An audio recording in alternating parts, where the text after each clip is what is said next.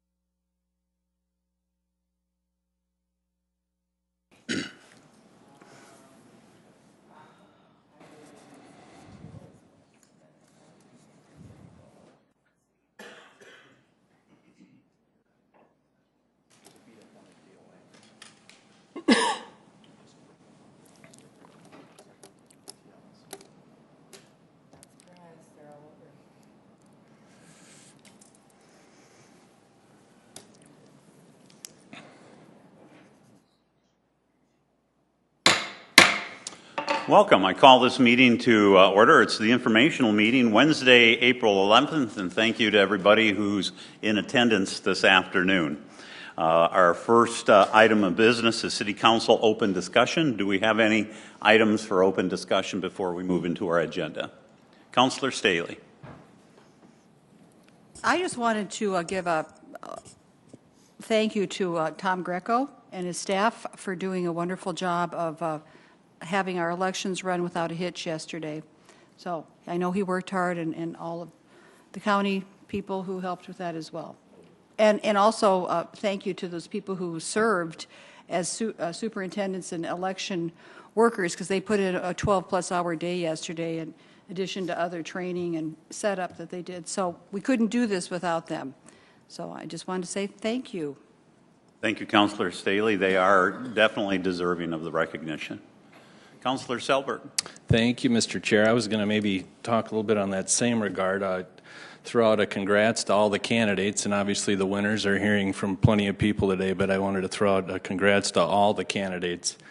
It certainly takes a lot of courage and moxie just to kind of throw your hat in the ring, and it's a grind, and I know I would sit and watch and kind of get thrown back into it, watching petitions being gathered and signs put in, and you kind of forget what all goes into it. So to those who didn't quite get there, thank you for trying. It takes a lot of courage and a lot of work, and I know the great relief I felt when it was all over, even before the results came in. I was ready to be done one way or the other. So hopefully those folks who didn't quite get there will try again. But a great deal of respect for those who threw their hat in the ring, so I wanted to give them a shout out. Thank you. Thank you, Councillor. Any other items for open discussion? And I would just like to echo what Councillor Selberg just discussed. I really want to, first of all, congratulate the individuals that were successful. Councillor Erickson running for a second term, and soon to be Councillor Brecky. And also a shout out to John Paulson and Nick Weiland too for having the courage and the desire to serve the citizen of Sioux Falls. So thank you very much.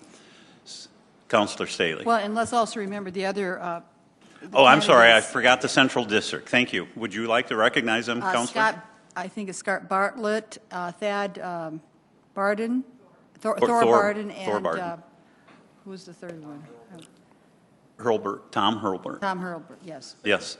Thank you very much. Kurt Sale and Zach. And Kurt Sale and Zach DeBoer moving forward in a runoff as well, too. But again, and my apologies to the Central District candidates.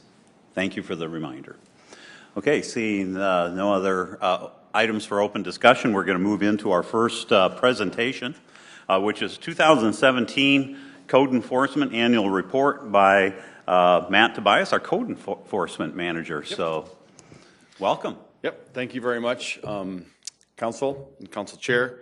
I'm sure when you see Code Enforcement Annual Report, you think, yay, this is going to be so exciting and invigorating, so I'm going to do my best to do that. But like I said, Matt Tobias, Code Enforcement Manager, Planning and Building Services. First off, I want to start. I do have a lot of members of the Code Enforcement Management team here with me tonight.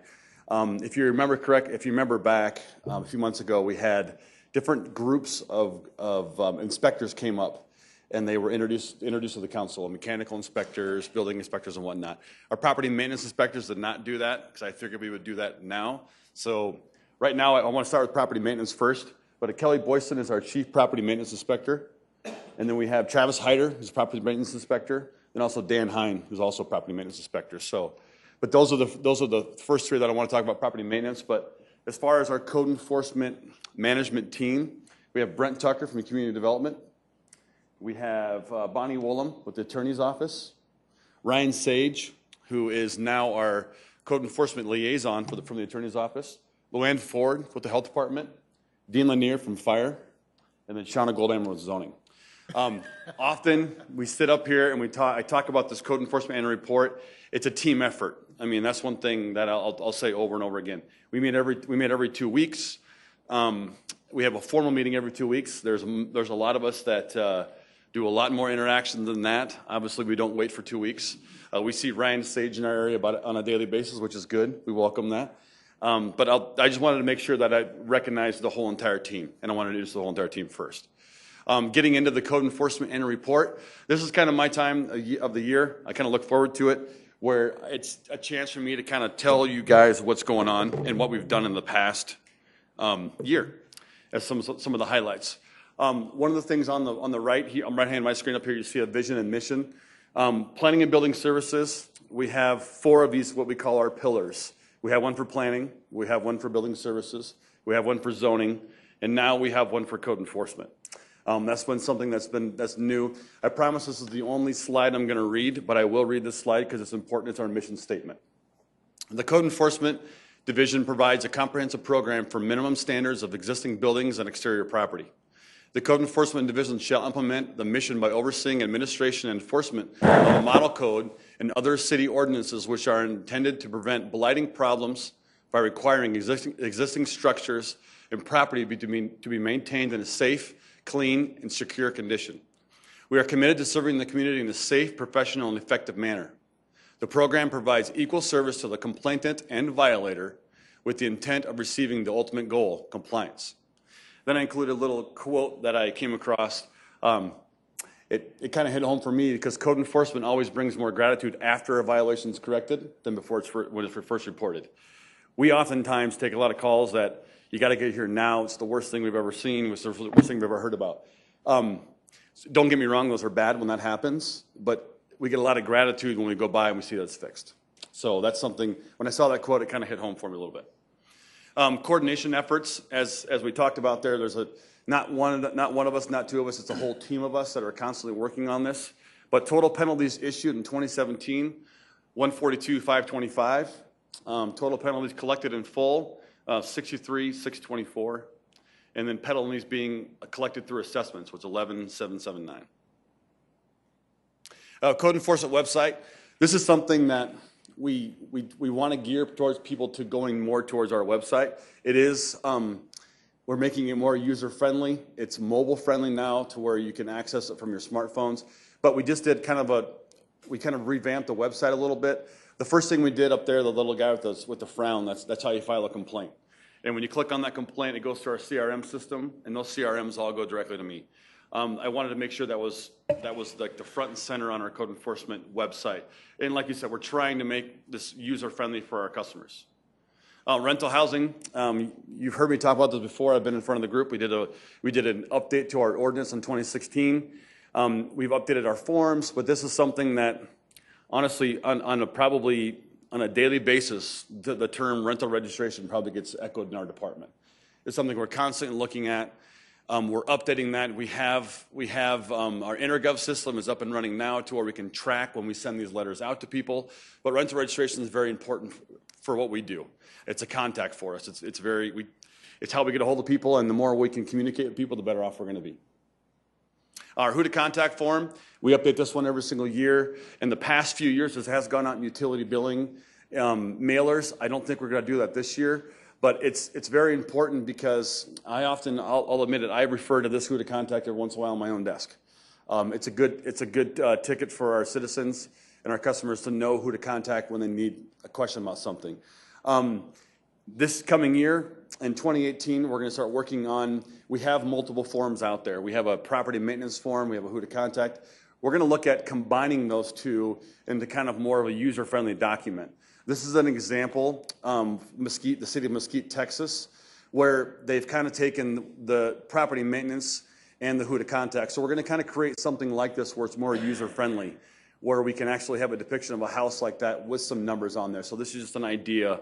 We're going to look at combining those forms, and we're all about just trying to make it more user-friendly. Proactive neighborhood interaction. Adam Roach couldn't be here tonight, but he's actually going to be he's probably setting up. We have a Nice and Keep meeting tonight for Project Nice and Keep for our neighborhoods. That's going to happen right after this. But Adam and I work very closely when we're working with our neighborhoods, especially our neighborhood associations. Our neighborhood associations are crucial when it comes to code enforcement. We have some that are very, very active. Oftentimes we have, in our neighborhood associations, we have neighborhood champions, where if we'll get a complaint on a property, it can be a call to a neighborhood champion, and they'll take care of it, and which is great for us too. We like that. So between Adam, myself, and then also crime prevention, we've done more of what we call a neighborhood canvas. Anymore, when we get a call, it'll be there's a problem house in the neighborhood. There's also a possible drug house and everything else. So that's when we take Adam, myself, and Kyle kind of tackle it that way. And we go out and we've done walkabout with the cops in those neighborhoods like that. We do increase police patrolling in the neighborhood. But one of the first things that we talk about often with those associations is lighting. Lighting comes up. And anymore, if you can give a neighborhood some new lights and maybe a new street, it goes a long way in some of those neighborhoods. So it really, it gets people to start kind of taking more pride in the neighborhood, but lighting is big. In 2017, there was a lighting project through Public Works Light and Power and Code Enforcement and Crime Prevention. We all kind of worked on it together, but we added 46 new LED lights in the All Saints neighborhood. And since 2014, Public Works Light and Power has been working with community development and code enforcement, and they've added 251 street lights to the inner core neighborhoods. And you know, on the picture up there, it's got one of the old standard, they're like the orange, the old standard lights, and then we have a picture of an LED. If you've seen it, the quality of light you get out of those is night and day versus the old ones. So it goes a long way with crime prevention. That's what we hear time and time again in these core neighborhoods. Here's a map of the lighting project in the All Saints neighborhood this past year. Everything in all the dots in red are the new lights that were added. Neighborhood outreach, once again, kind of tying in the whole neighborhood's theme. The Cathedral neighborhood, there was a couple things that have happened up in the Cathedral neighborhood. There was an arson, some kids broke into a house and started a fire. So the Cathedral neighborhood, they went ahead and sent this out to everybody in their association, just kind of saying, hey, keep your eyes and ears out. And then they anticipate working with us with what they find. The big thing they're looking for here is vacant homes in the neighborhood. Neighborhood cleanup, this is something that happens every year between the railroad, All Saints, Pettigrew Heights, and the 10th and Western neighborhood. It's a great project. The railroad actually is the one who almost spearheads this thing every single year. They can't get out to maintain that specific area of the track there, but it's our local railroad who we have a really good working relationship with, and so they volunteer their man hours with the neighborhood association to clean up that rail line. Last year, in 2017, over 500 pounds of waste material was collected during the event. Throughout the year, too, we have community development gets some grant funding to assist with some of these neighborhood cleanups. We had a couple of them this year in the 10th and Western Neighborhood Association and also Garfield. 10th and Western kind of sticks out. They came to Adam and I and they said, how do we do this cleanup? And they were just going to get roll-offs, put them on the street. And so Adam and I kind of advised them to take a more of a proactive approach. And they went ahead and did a survey of the neighborhood, what they were going to deal with before actually just putting the roll-offs out. What that did for them is they got to know some of their neighbors. They found a couple neighbors that were out of work and they needed help. And so the story we got back from that one was good because they had never really got to know their neighbors the way they did during the cleanup like that. So it's good. We have funding like that for these small neighborhood cleanups like that. So we like to do that. It's a good thing for the neighborhood, and then to hear those stories back is also another good thing too. Project Nice and Keep last year was a great year for it. 765 tons of rubble and solid waste, 31.83 tons of tires, 21.53 tons of appliances, 1.69 tons of yard waste, 2.23 tons of scrap metal. We could go on and on and on about this. It's a project nice and keep. I can't speak highly enough about it. I mean, you see it, it's recognized nationally. I've seen it before on some websites that actually they promote the fact that we do that. It's a, I know the health department in Luann, she's gearing up for the Project Nice Keep this year. It's not a project that happens overnight. It's a multi-departmental project, but what it does for us in the end, it's night and day difference what it does. I mean, we're going to see the benefit of where we were last year, this year when we're doing the KEEP program. We're going to go into an area we were in last year. We're going to do a KEEP program. So that's what we're going to see. We're going to see a benefit from doing that. The community loves it. It's a great thing, but I'd be remiss if we didn't talk about it during our annual report because it's such a big thing what we do. I mean, the amount of trash we pick up from these neighborhoods, from these houses too. I mean, a lot of times, I met an old couple one time that they'd never cleaned their garage before until this event came by their house. And their kids were there helping, and they were ecstatic that we were taking the stuff from them because they were going to have to deal with it someday. So it's a great program. Can't talk enough about that one. Here's some pictures from last year's event. And then if you see the one on the bottom, there's snow, which if we can all say a little prayer, we don't have the snow this weekend, so our event for this next coming week, but you'll see some snow. We did deal with some snow last year. A lot of volunteers go out and assist with this. It's a good opportunity to meet some people you never met that work for the city, all doing a common good for the neighborhood and the city as a whole. Parking strip ordinance, I've been in front of this group too, talking about parking strip. It's something we talk about all the time at neighborhood associations whenever it comes up. We'd like to tilt this program too, so I thought it'd be remiss if I didn't add this in there too. National Night Out is another really good thing we do between code enforcement, police department. We get out to these different parties. This past year, there were 20 plus parties, and I know the group I was with, we attended, we hit 12 of them. We went really, really fast and hard, and we couldn't eat at every single one of them, but it's good for us to get out, especially with the police, and to get out and then just take questions, letting us know that, hey, we're here, what can we do to help? And I took a notebook with me last time and was taking notes down and stuff like that. So when you say, hey, I'm here with the city, they tend to have a lot of questions for you. Here's something I really want to talk about, this court-ordered cleanups. We always talk about how successful we are, and it's a good thing. But we do have that small percentage of our problems that can drag out. Not something we like to do, but every so often we have a property that doesn't clean up. We go to court, and then we're granted what we call a 5-year judgment on those properties. Once again, we don't want their stuff. We're not in that business. But once we get that judgment, if we get complaints on the property, then we have the right to go in and clean the property after we receive that judgment. Now, it's not something we just show up with a fly of the night and clean the property. They're given ample time to know. And oftentimes, this specific case here, it did get, we sent them notifications, it got better. We sent them notifications, it got better. But this particular property here, we had to do 2 cleanups on this past year. Here's the very first one that was done in February of 17, and then we had another one, we were back there in September of 17. Like you said, we have to take all that stuff, and this one we took multiple loads off the property. It's not our intention, but what it does for us is that we protect the neighbors that are dealing with these problems around in the neighborhood in this case. It's not fun. It's just like Nice and Keep. We have to staff it between multiple different departments. So we have to work together to get this stuff cleaned up. But in the end, we do go in and we clean the property, but it's not something we like to do. We did two cleanups of this property as well. This property was kind of it was a unique case. We had the gentleman who owns the property was in jail, and he had some people that were kind of somewhat staying at his house while he was incarcerated, and they were doing. Obviously, you can see the pictures tell what they were doing there. They're making a mess of the property, but once again, on that one, we had received a 5-year judgment, and those judgments, we have the right after once we receive a complaint, we go out and verify it. We'll try to work with the property owner to clean it before we have to go in and clean it. That's not our intention, but ultimately, that's what we're forced to do in the end. We had another cleanup this year, this is a much smaller one we had to go to, but we had another cleanup at this address here. This was the last one. I have it in here, and I have multiple slides on this one. This was a very unique situation that our code enforcement management team spent a lot of time on this past year. We had a situation where this person living in the house, we had issued a notice to vacate because they did not have running water. And then we come to find out the guy, he needed help.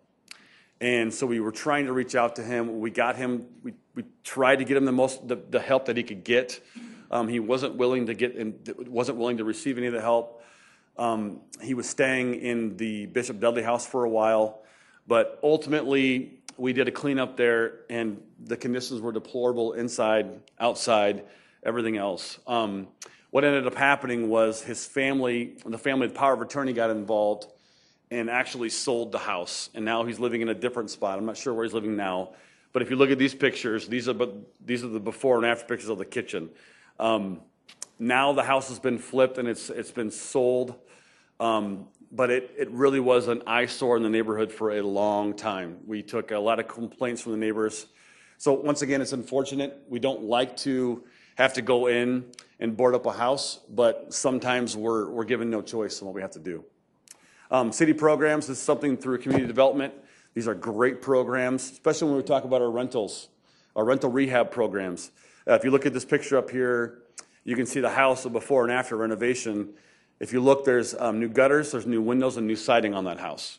And those are loans that are qualified by the rentals, by the landlords. They can qualify for these home improvement loans like that. It's a great program. And this past year in 2017, the boundaries of this program were extended to kind of cover everything inside of our interstate system. You'll see there on the map. Before we had specific boundaries, we actually expanded those boundaries this year, and we had 12 projects that were completed at those addresses listed there, all on those rental rehab programs. Neighborhood revitalization programs, these are, once again, it's another great program that community development oversees. It's where we have a house it's a problem house in the neighborhood, and the community development will come in and they'll work with Affordable Housing Solutions. They'll purchase the property, build a new home there. We did do a press conference this past year. It was a great story at a house where it was a new home that was built by Affordable Housing Solutions. Where a couple, they were trying to find a home. They couldn't qualify for a loan. For a loan. They actually qualified for one of these loans. It was a special loan for them, so it was a win-win. It took a problem house out of the neighborhood, and then we built a new house to go there in the place of it. Here's some examples of two examples of other houses that have been built in the past couple of years. And this year, they plan to actually build 15 homes this year. So that's the plan for this year. Also, they want to build 4 twin homes and 1 fourplex, and as well as of those 15, 3 of those will be also single-family homes. They've actually went through and they've purchased 18 bare or dilapidated properties this past year to build these homes on. So in code enforcement, when we have these properties like that, we don't really want to have to tear them down. We will if we ultimately have to. We haven't done very much of that in the past couple of years, but ultimately they'll come in and they'll buy the property and put up the new home. As we're talking about notice to vacate, building demolitions, you probably noticed we've done some the city has not initiated any demolitions that have happened this year, which is an okay thing in the way I look at it. There has been some demolitions that have been taking place on developers have been buying these properties up and tearing them down themselves. What we've done so far this year is, like I explained with that house on the southwest part of town, is a notice to vacate. We'll go through and we'll board a house up if we find out there's no running water in the house, or the conditions, or if they've left the house and the house is not secured. We also have a program through zoning. It's the Abandoned and Substandard Manufactured Homes Project. We call it a pilot project. It kicked off in 2013, but it was successful. We've been putting money aside for it every single year. It's a program where if we can find out that a mobile home park, that a manufactured home has been put on a sheriff's sale, whether it be abandoned or back taxes, we as a city will go in and actually buy that and get rid of that abandoned home. We got to be we can't do it all the time because we don't want the parks to rely on us to take care of them. Ultimately, the parks are responsible for this. But if we can get in and buy one for what the taxes are on it, take it out and dispose of it That's what the program has done in the past couple of years. Statistics, these are the big ones. Cases with violations, we had 5,072 this past year. In valid cases, we had 563. Total cases, 5,635. And the inspections completed in 2017, 11,004. Compliance after notice, 4,077. The bottom category there is very important. During 2017, our city attorney's office, they got a lot done. Cases filed in magistrate court, we had 28. Cases filed in circuit court, we had 11. Small claim actions filed, 109. Cases closed by our attorney's office, 57. New cases opened, 39. What I can tell you right now is at all-time record low. We have right now 20-ish cases that have been referred to our attorney's office. When I was here a year ago, that number was probably triple that amount. So Ryan Sage and Bonnie, we can't thank them enough. It's hard because when we have a case, we'll go through our process, we'll issue the citations, and then we turn over to the attorney's office. And what Bonnie and Ryan have done is they take the extra effort to get that case corrected before they file it with the courts, which is, it's proven to work. But to be a city of our size and to say we have 20 active cases at our city attorney's office, I think we're doing all right. And kudos to our attorney's office for working so diligently with us to get those cases corrected. Sometimes we try. We go through everything we can. But I think it comes off, I think Ryan has a little more success than Ryan and Bonnie when they can call from the attorney's office and say, hey, let's get this cleaned up.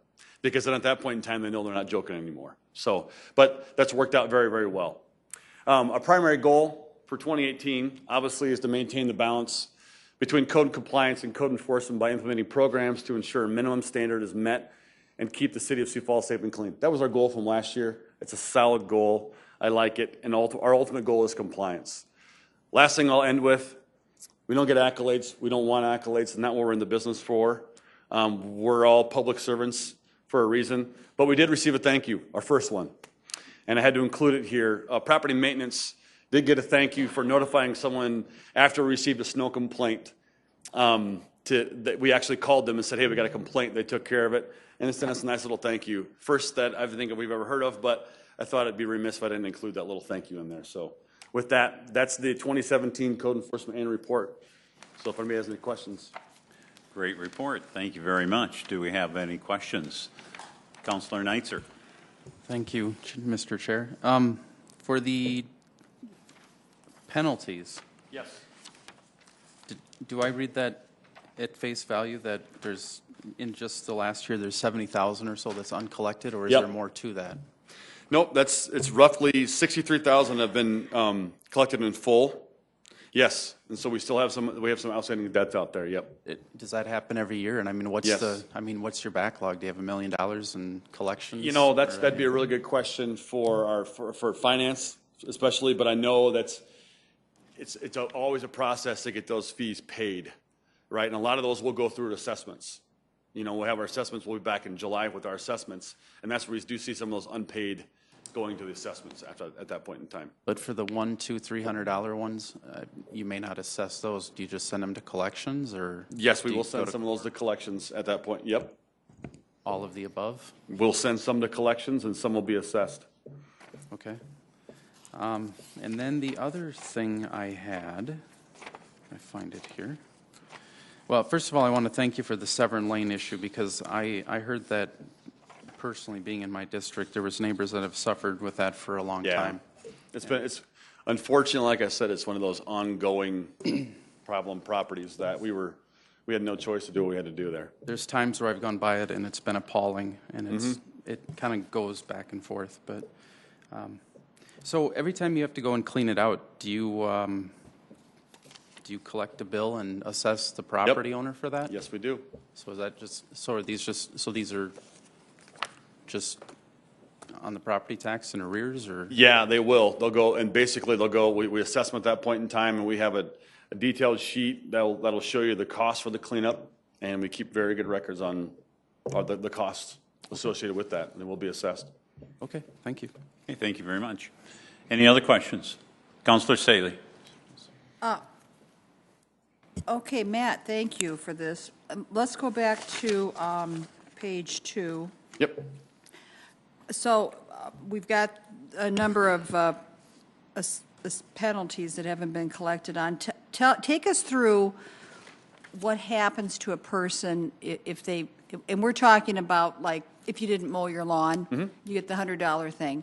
Okay, so that person, what are their options once they get that ticket, that offense, to just like if you get a speeding ticket, you could go in and talk. So Yeah, once you receive, first off, if we were to get a complaint, we'd go out and we'd verify the complaint. And if the complaint is verified, then at that point in time, if it was for a lawn mowing violation, you get a letter. right. You get a letter. Once a year, you get a letter saying, here's our ordinance, and here's the detailed, we're very specific in our letter saying it's you're going to get one of those a year. If we come back after your letter, we'll give you a week. If we come back and it's not corrected, we'll issue a citation, and then we'll send our contractor to fix it. At that point in time, once you're issued that citation, you do have the chance to appeal. Now, we do charge for the appeal. The charge is $50 for you to appeal it, but you do have that. There's a short window there where you have a chance to appeal, and then after that, we'll go back. If we get another complaint on it, we'll go back and then we can issue another citation and mow it. And if we have to go back again, we can issue. We can do that after that. And like, for example, we hear about some of these properties where they've gotten multiple citations because they're not paying attention, apparently. Or do you ever like work with people before? Oh, sure. I mean, how does someone get in? Because I ran into a woman several years ago, and she was down at the counter, and she had gotten a citation for like having a shovel out in her yard or something. I mean. So she was terrifyingly paying this thing. Yeah, and at the time, it kind of became aware to me that she might have some other options to appeal that I'm not, is that stated on the? It sure is. It sure is. It's stated right in the letter that we'll have a chance to appeal. And that's the one thing that, I'll speak for everybody behind me, we're willing to work with people. I mean, that's the thing, and we have to be. We have to be willing to work with people. And then to a certain extent, now, if we get a call and someone says, I can't get to it because I'm on vacation, I'm going to be gone for a week, that's a little different story. But if you need a day or a couple days to take care of something, we're going to work with you on that. So at what point does it become an assessment? When it's unpaid over a period of time. So that $100 thing would become an. Yep. But of course, then that's going to have all these extra. I mean, it's going to compound it in its value. If it's not taken care of, if it's just a $100 ticket and nothing else associated with it, it'd be $100 that'd be assessed. Now, but if it's a $100 ticket and we'd have our contractor go in and do some work to bring the property back into compliance, then there's going to be more fees associated with that. Then do you deal with like Project Trim when that happens? Because No. I know there's 150. No, that's a separate program through Parks. Parks That could runs. become an assessment too, I think, can it? Yep, If they yep. don't- Okay, then I have, if somebody else wants to ask something else? Go for it. Okay, then you were talking, Neighborhood Watch. Yeah. Which I'm a big advocate for. You had 20 parties last year. How many total groups are there in our city right now? Associations? That would participate in the National Night Out. On the National Night Out, watch programs can have their own parties and associations. So I think last year there were probably upwards of, I think I said 20 plus. I think there was like 26 parties last year. But is that organized groups? How many watch? Because some watch I'm groups not. may Kyle not. Johnson with PD crime prevention. Kyle oversees the Neighborhood Watch program. He could give you the exact number. Okay, of so watches. we can think it's at least 20. Yeah. It might shock you. He might even have more than that. Okay, and then I know there was a kind of a thrust for a while to form associations versus watch groups. Is that kind of changing, or explain to the public? I wouldn't say it's changing. There's always a need for associations, and there's always a need for watches. I mean, I'll keep it very, very simple there, because I like I said in my presentation, I mean, we work closely with these associations. There are, it's good when you can get out to an association meeting and you can talk code enforcement, because they can ask questions, we can provide insight, they can turn properties in, we can investigate whatever needs to happen. But there are more neighborhood watches than there are associations. I believe right? so, yes. Yep, I do and believe it's so. Good. And moving forward, I think that's going to be a great thing to Oh, yeah. keep pushing for. Now, you talked on page 11 about this grant that you're Yes. giving. So how much money does that involve? You know, that's different amounts, it's different amounts every year on those. This year, how much is it? How much we have this year? I think about 10,000. Oh, are you talking about on the cleanups? Are you talking for cleanups, or are you talking? Well, for when you're on page 11 with the project Nice and Keep, you mentioned the grant thing when we were back on there. I couldn't see where it was written down. No, what I was probably referring to, they're like the rental rehab programs. I heard you say it on that one, too. That was There's page also, like, 23. community development also has we have some grant, every year there's a small pot, probably about that $10,000 for cleanup events. And it's geared towards associations to actually have cleanup events.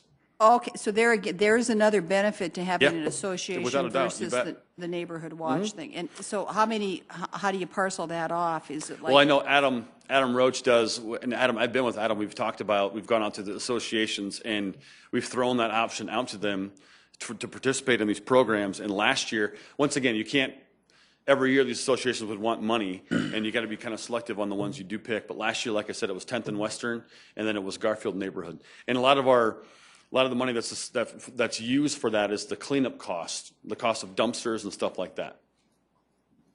Is what this funding goes for. So that's a program that could actually broaden its You bet. its appeal to neighborhood watches too. And then Bet. I've got one more question on page 25. If we could have that slide up there, I just wanted to know this is a before and after. To me, the before house looks totally acceptable. I'm not sure why you anything ripped about that that before thing house? down. A lot of times, Sure. a lot of times when affordable housing buys a property through the neighborhood revitalization, sometimes that on the outside, they look okay. But it's Okay. on the inside that they've totally been destroyed. That house was, you couldn't access the basement because it was full of damaged and debris everywhere. That was actually an old bachelor that lived in that, and the family, there was no repairing it from the Okay, inside. well, I mean, because your other examples were very graphic and convincing. This was, I saw that and thought, wow. it's a good I one, hope though, you're not making a determined, It's a good one because you never know. The outside could look fine, but like as Brent said, you get on the inside some of these things and they're rough. okay. Thank you. You bet. Thank you. Are there any other questions? Councilor Neitzer. I do have one more, but I will mention as far as when it comes to looks can be deceiving. There was a nice-looking house in a neighborhood I went to a year or two, well, shortly after I got on the city council, and it wasn't until you got close to it that you smelled the animal feces. Sure. And then when you looked in the windows, it was appalling, and there was the do My not guys enter could tell you signs. and all story. that. My guys could tell you stories for days. So Okay, yeah, it was awful.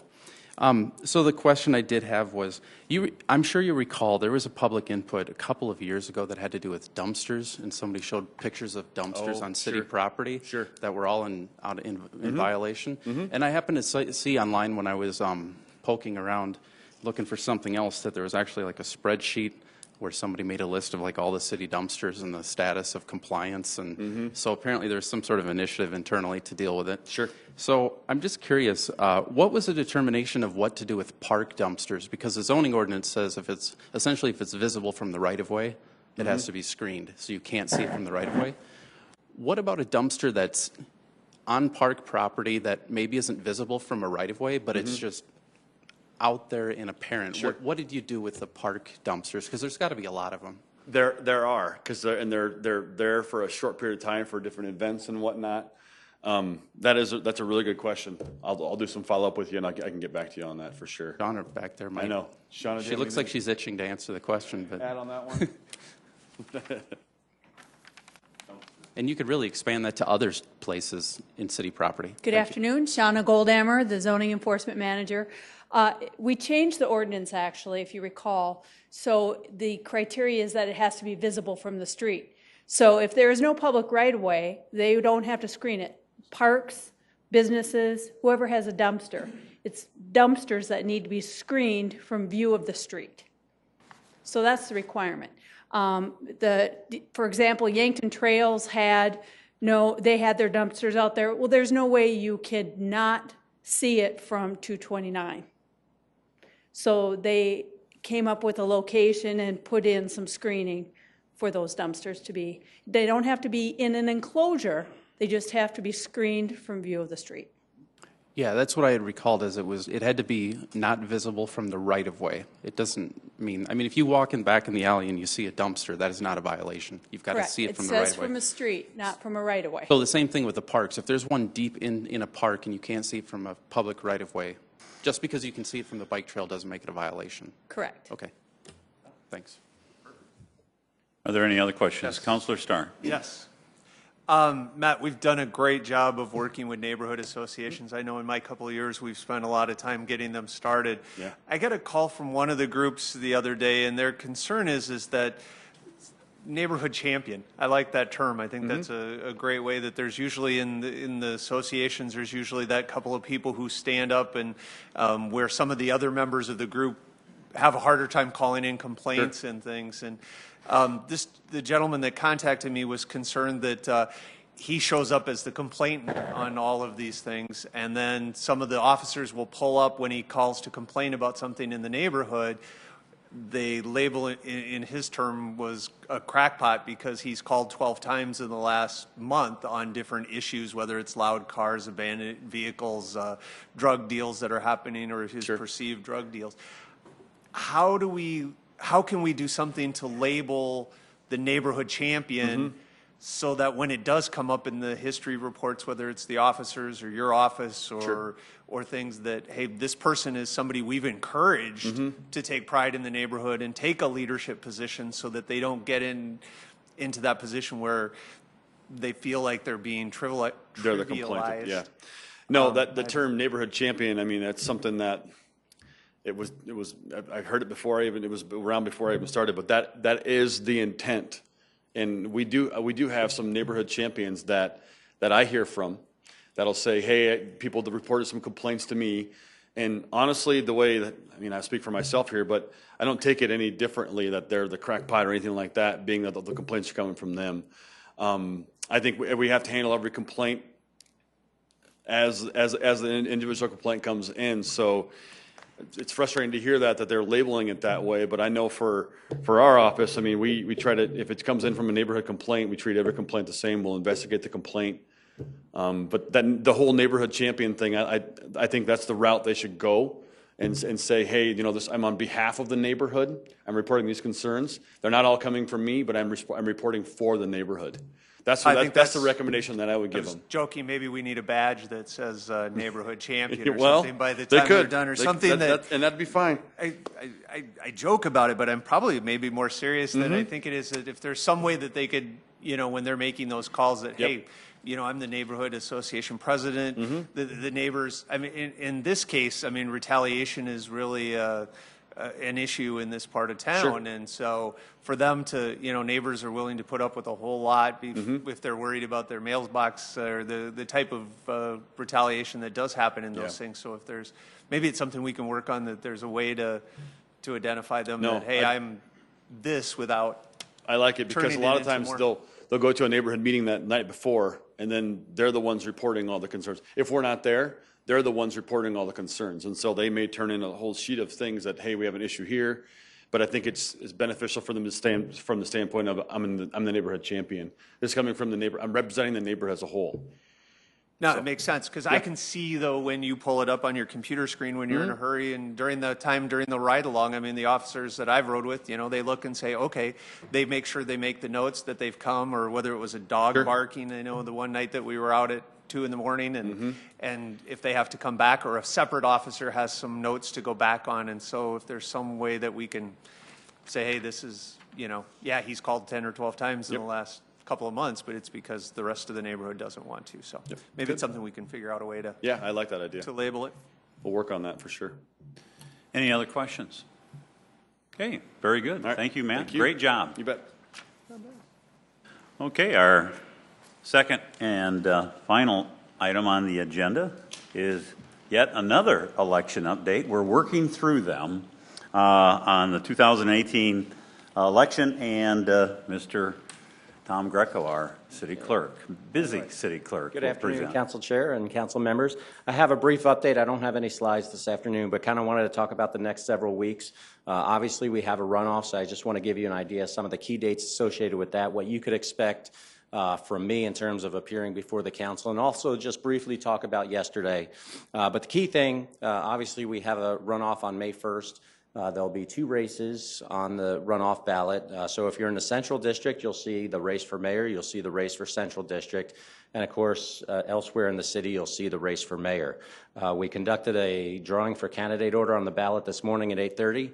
The ballot order is Paul Tenhenken and Jolene Letcher for mayor, in that order, and then for Central District Council members Zach DeBoer and Kurt Sale. So with that in mind, some key dates for citizens. Voter registration deadline for this election, May 1st, is April 16th, which is Monday. So we'll be putting out a news release tomorrow reminding folks to do that. It's been in the news today too, but we do want to encourage that, because even yesterday, some of the phone calls we received from citizens, they learned that they weren't registered to vote. So, you know, we obviously encourage them to fill out a voter registration form. But certainly if you're not registered or you have a question about whether you're registered, number 1, check. Number 2, get that registration form in. The next thing, the following day, April 17th, so the City Council meeting next Tuesday, I'll present the results of the election to you, and you will serve the governing body as the canvassing board.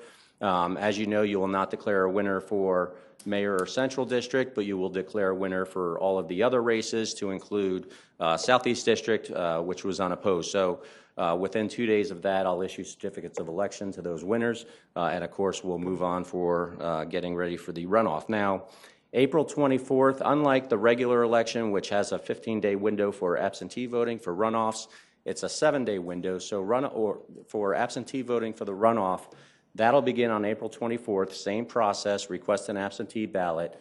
But the one thing I want to note here, and it's important, and we'll keep on reminding folks, we will not be able to do absentee voting on Saturday, which is very popular, because we're also going to be overlapping the primary absentee period. And discussing this with Auditor Litz, I think it would be awfully confusing for a lot of folks to vote on Saturday, because Saturday primary voting cannot occur. So we want to keep it consistent, keep it open to folks.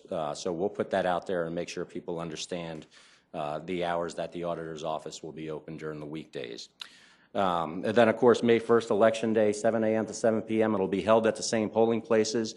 So hopefully everybody got some practice, and of course we see even more people out there. So more to follow on that, and certainly I'll provide updates. But I did just want to brief you on a few things from yesterday. Overall, I think it went well from my standpoint.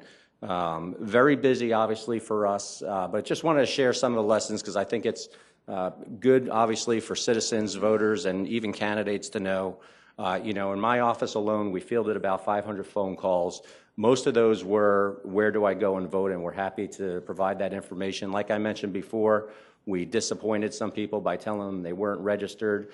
So that's just a key thing. Again, check your voter registration, make sure you're in the system. You could do that online, and we certainly encourage it. Certainly the counties, Lincoln County and Minnehaha County, probably fielded an equal number of calls with the same types of questions. So again, make sure you're registered to vote. You know, also make sure you know your polling location. I think we did a pretty good job trying to get that out there. As you may recall, we had the water bill insert at the beginning of March. That went out to about 50,000 people in the city, and was also online for those who get their online bills.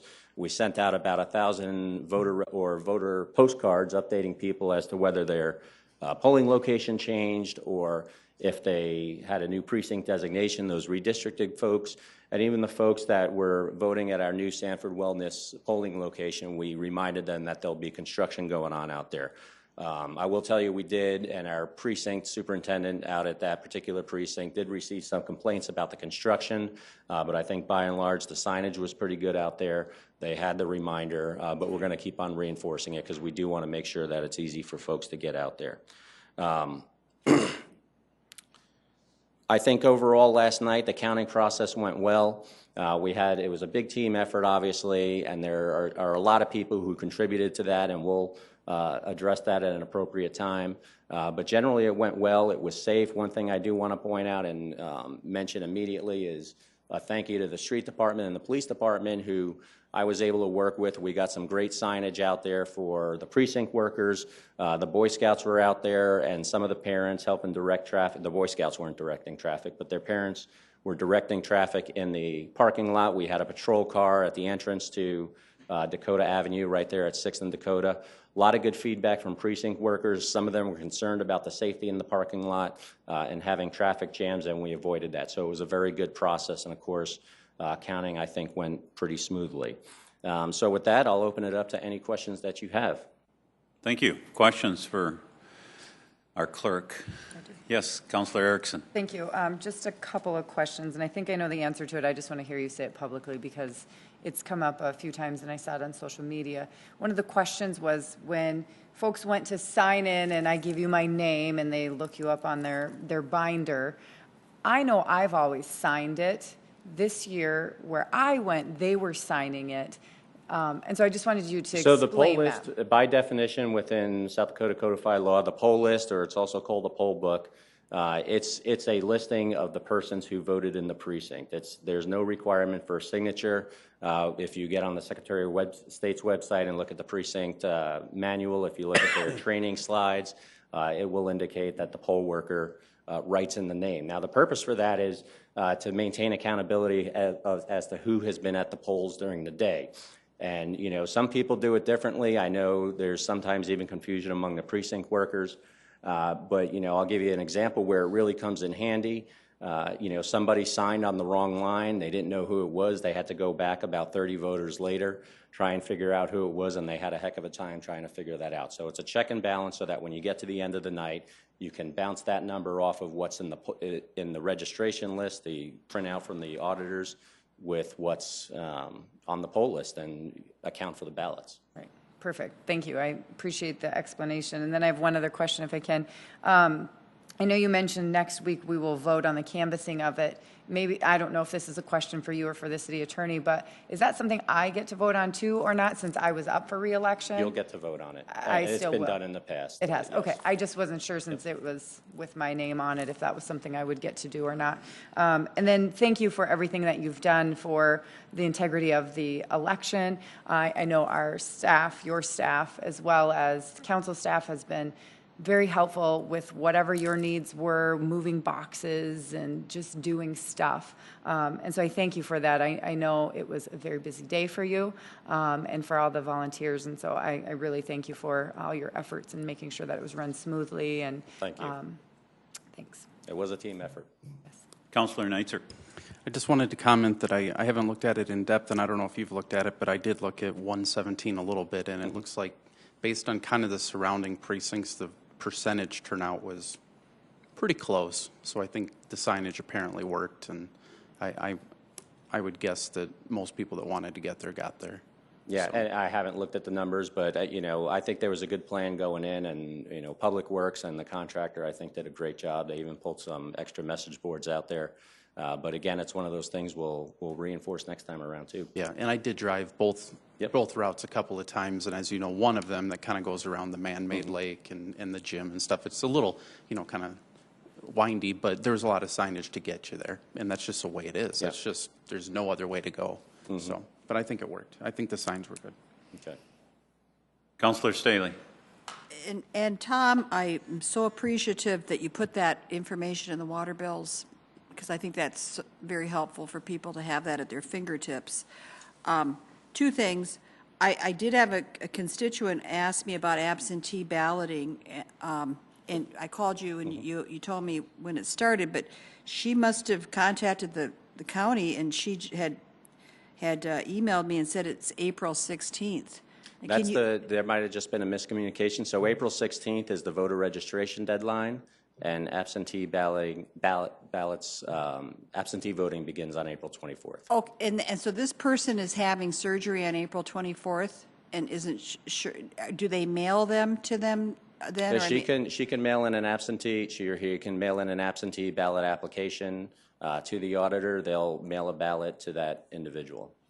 And then you just mail it back in? And then they'll mail it back in. Excellent. That's right. And then I saw in the news yesterday, they were talking about a precinct location where 12 people were turned away. They had the wrong voting site, and do you know, I didn't catch where that was, or? It was at several locations. So a lot of times what ends up happening, number one, people might just go to the first polling place they see. If it says vote here, they might pull in for whatever reason. That's one reason. Something else that we find is, not all of our polling places are physically located within a precinct boundary, the map with all of our precincts on it. It's quite conceivable that your polling place is outside of that boundary, but moreover, it's very possible that you can pass another polling place on your way to the one where you should go and just assume it's yours. But I was thinking that the only change, like from 2016, the changes that happened because of our redistricting would have been, those people would have been notified. They were notified, and they had the same polling place. There are some folks, they just end up going to the wrong polling place. Now, another thing I'll mention is with the 11,000 postcards that we sent out, when we sent them out in 2016, we sent them to a person in each house. So if there were 3 registered voters in the house, we just basically randomly selected one person to send it to. So we would send it to, Tom Greco, but then Tom Greco's spouse and son who could vote were scratching their head and wondering, well, why wasn't one sent to me? What we did this year, and consequently we sent about 80 or 90,000 out. We got probably 15 or 20,000 back because of they weren't updated in the registration file, not at that location. This year we sent it to the current registered voter at X address. What we found, and I still think this is probably the best way to go, what we found is if you moved into a house 6 months ago, it's very likely that the person who you purchased the house from never updated their voter registration file, so it's really being sent to that previous person, and you yourself, if you moved across town, didn't update your voter registration file. So you would be led to believe that you're going to polling place X based on that postcard. It's confusing, but the bottom line is the key is you have to have your voter registration updated. And what we risk when we send cards to individuals by name is they're not updated. They just come back and it's, number one, a lot of wasted money. But when we send it to the registered voter at X address, if that voter is not registered at that address, then it could be erroneous information. What would happen if you put "or current resident" on that? We could put "or current resident," but they need to be registered voters. Right? The current resident's going to vote if because they're of registered. The location right there. If they're properly registered. But the only people who got those 80,000 postcards were ones who were going to be affected by this redistricting thing, correct? Well, this year it was the people affected by redistricting and also new polling locations. Plus, if you remember, we had some precinct boundary changes up in the Northeast, so they received the postcard as well. Councilor Neitzer. The other thing I would point out is one would be surprised as you look at the data. There's a lot of people that move and they just don't change it. And they don't find out until they go to the polling place, right. that they're in 317 now. They used to live in 311, and they look it up, and they don't have them in the file, and it's because they lived, and so they have to drive over wherever, and and unfortunately, sometimes they find out. I talked to somebody yesterday who found that out, actually. They just moved 6 months ago, and it just slipped their mind with everything they were doing. One question was, as far as voter turnout, can you just tell us what the percentage was? And do you have, well, I don't think you're going to have this for a while. There was some scuttlebutt about the demographics, about younger voters and all that stuff. Yeah, I will not have that information. That would be That's the something SOS. that somebody can request a voter registration list and look at the voting history of this particular election if they wanted. The turnout for us, so we processed the provisional ballots today and ran the final report. Of course, it doesn't become official until you canvass it. but the turnout was 30.5%. Now, there's been some confusion. That turnout percentage is based on the number of active registered voters in the city. So yesterday, we had 32,166 ballots cast. Total number of active registered voters is 105,470. We do, just as a note, there are about 118,000 total voters in the city. That's active and inactive, but for that percentage, it's active voters. Oh, you're and taking on these reports. Okay, you're just taking active and inactive. If I By remember right, statute, they haven't yes. voted in so many years. Right, but they still Yeah. obviously voted yesterday. They haven't many been of them. No. deleted off the rolls. What was the? Do you have the absolute number count as well? Besides the 30.5, how many thousands of votes? 32,166. 32,166. Okay, thanks. And that's now posted on the website. Okay. Okay, Councilor Staley. Just one more. So you said active voters are 108,000? 105,470. Other than that event center, I think that the event center vote was one of the highest turnouts we've ever had. What, do we ever have 100,000 people voting?